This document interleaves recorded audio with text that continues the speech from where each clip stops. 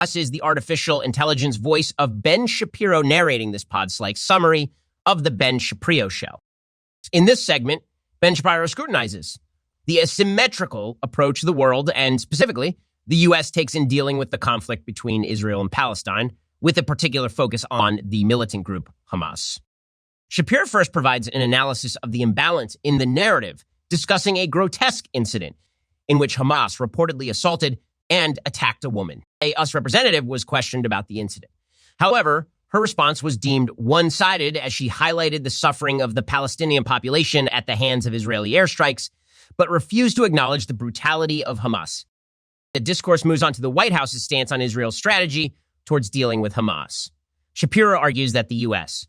is putting Israel in a bleak position, pressing them to ensure more civilian safety, while ignoring the paradoxical dilemma that Israel faces because Hamas uses Palestinian civilians as human shields. He stresses that Israel, contrary to portrayals in some media circles, is taking more precautions to avoid civilian deaths than any other army in modern history.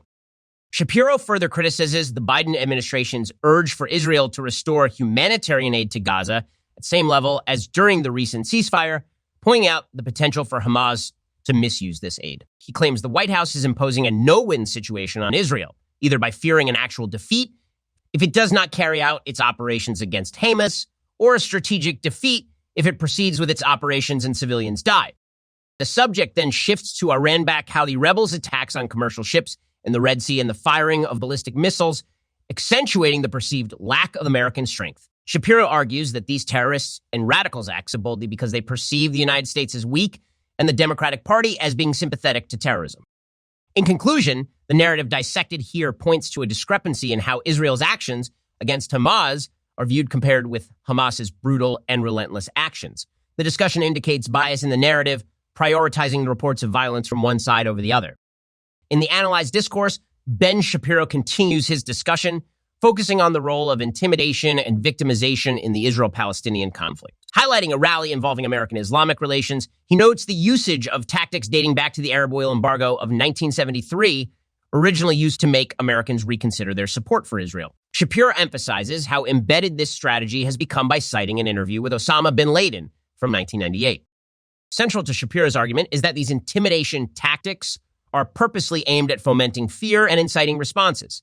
Instances such as attacks on civilians by radical Muslims in Paris and protests targeting Israeli-owned businesses in Philadelphia serve as examples. This scaremongering isn't limited to violent attacks, but also extends to nonviolent events, like a Williamsburg event organizer canceling Hanukkah celebration. The organizer cited possible perceived support for the killing and bombing of thousands of men, women, and children as a reason to cancel, illustrating how intimidation is creating a climate of fear around public expressions of Jewish faith.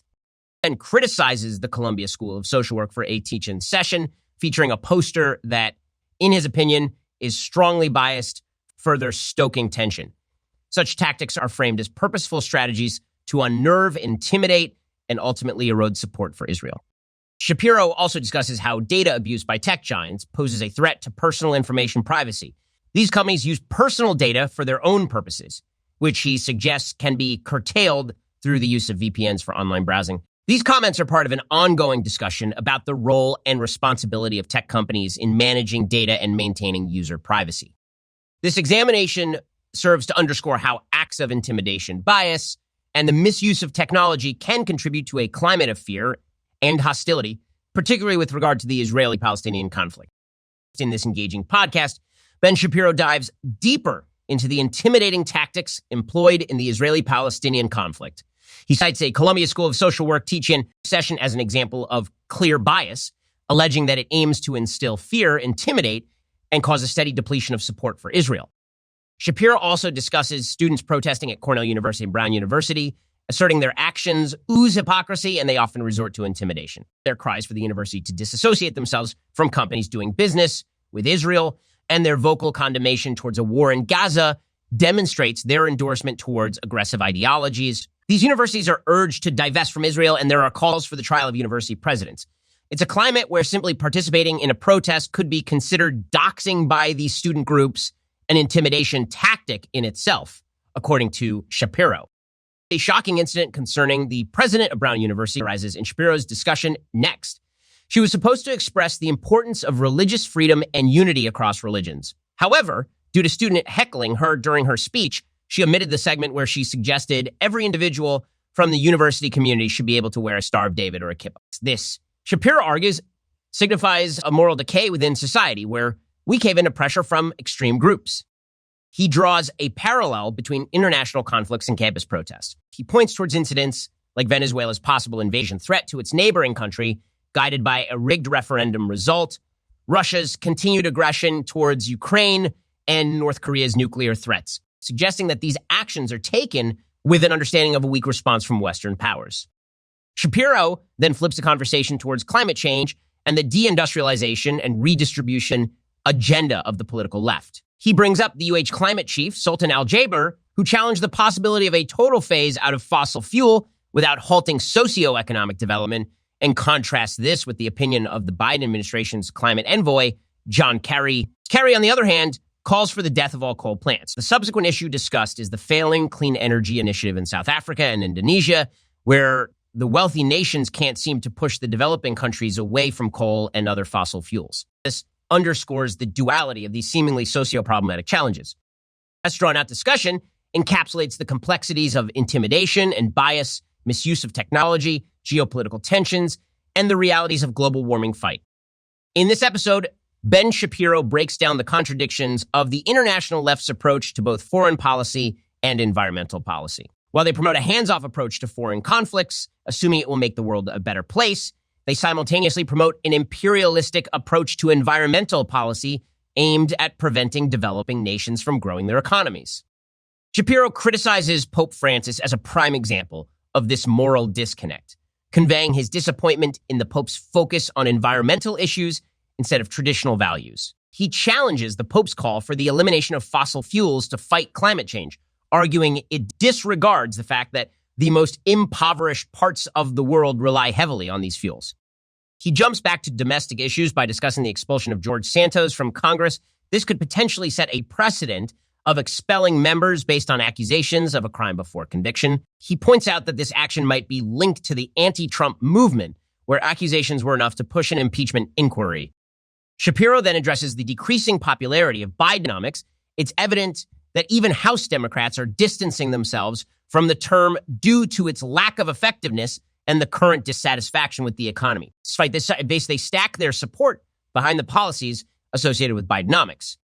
In sum, Shapiro scrutinizes the moral inconsistencies within the international left. He reveals the Pope's environmental agenda as neglecting the poorest parts of the world and highlights the precarious road Congress is taking with the expulsion of George Santos. Lastly, he reveals the shaky support behind Bidenomics.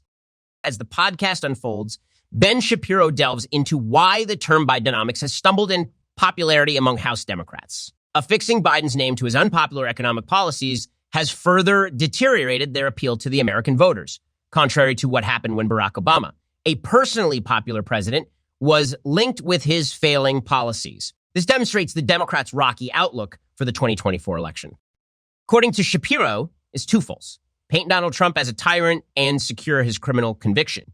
Shapiro criticizes Robert Kagan's op-ed in the Washington Post, which argues that a Trump dictatorship is increasingly plausible. In dismissing claims about Trump subverting the Constitution or using an appointed attorney general to act in a dictatorial manner, he emphasizes these actions are worryingly characteristic of Democrats' tactics, not Trump's. The second part of the Democrat strategy involves the possibility of Trump facing criminal conviction. Shapiro points to legal expert Andy McCarthy's analysis that the chances of a D.C. federal court convicting Trump are high. This scenario could result in Trump being in prison during the tail end of the 2024 election campaign.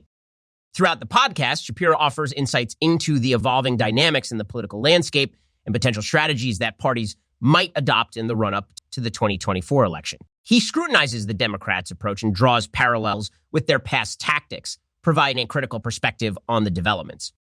Meanwhile, we also get a brief mention of the show editor, Adam Switz, returning from paternity leave and the host's appreciation for a partnership with ZipRecruiter, a smart hiring platform that helps find the right candidates for different roles. He highlights ZipRecruiter's role in finding smart, dependable team members like Adam.